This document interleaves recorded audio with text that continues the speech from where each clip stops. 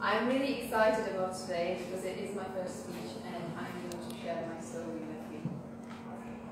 How does it all begin?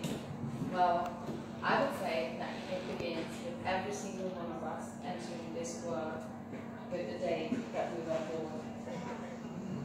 When we come to this world, we know nothing about what we are capable of. We don't know how to speak, we don't know how to walk, we don't know how to live. And we need someone to show us, to teach us all of these things. And I think it's incredible how our parents take part in our lives. But there are also those grandparents, grandmothers, grandfathers. And I'm actually very pleased to tell you that my granddad is sitting here with us today. But I'll tell you a little bit more about him towards the end. The person I would like to talk to you about is my grandmother, because she was an incredible person. I think there is something about grandmothers that they do for every single one of us, that's something little extra. Like they give you extra sweets, they buy you anything you want, and even though you do something naughty, they don't tell you off as your parents do, but they say it's okay, just don't do it next time. I'm sure that you remember those memories from your childhood. I would say that life doesn't stop there because that's just the beginning.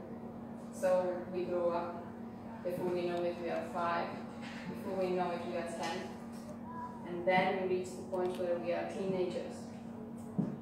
I'd say, who was I as a teenager? Well, let's say I was a cheeky girl.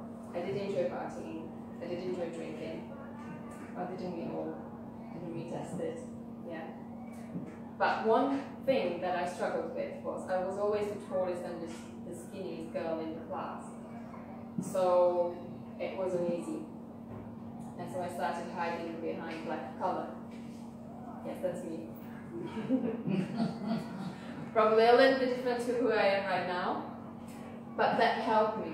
That helped me to create confidence to face people. Because they were a little bit scared, I think it worked. One day, apart from partying, I also played volleyball. And with a group of people who were friends, we arranged to play beach volleyball. It was one of those days where you just don't want it to end. And what we did, we didn't want to finish after playing volleyball. We wanted to party more and have a few more drinks. So we went to my friend's flat, because it was free. His wife wasn't at home. Don't tell anyone. And so we continued. We had fun. We had a little bit more to drink. And, you know, it's just one of those moments when you realize, like, I'm having such a good time, I just don't want it to end. I'm sure you all have those memories from your childhood where, well, from your teenage age where you had such a great time that you didn't want the night to finish. Anyway, you do have to go to bed at some point, and you do have to wake up in the morning. And I remember it as it was yesterday when I decided to cook carrot soup. I'm not the best chef, but my mom told me that, so I could cook it. And I prepared it, and as soon as I sat down, a phone call came. It's one of those moments when you hear the person on the other line, you sort of question it, if it's true what you're hearing. And it was my mom, saying that our grandmother died. With all those memories coming to you at that moment, you realize how precious the moments were that you spent with that person. And I think that proves how much we take each other for granted, especially those that are the closest to us. I remember one day when we went to visit them, and you know, I think I was 9 or 10, and you walk through the door, you see grandma, and she wants to hug you, and you know, she wants to squeeze you. And at that age, you're kind of becoming cool. So I tried to push her away, like, grandma, no, it's not cool, leave me alone. And when that phone call came, you just stop and think, that will never happen again. She will never be able to hug me again. But life doesn't stop there. It does move on. And so did I. A few months after that, I met someone who actually opened up a massive door of opportunities for me. And that was to come to the UK. In September, it will be 10 years since I've come. And I was with that person for 5 years. I can only be grateful for whatever he taught me and whatever I learned from him. And I believe that every single one of you will look back at your exes and think, what did that person teach me? Because if you didn't spend the time with the person you were with, you wouldn't be the person you are right now. And this is who I am right now, right here, because of him as well.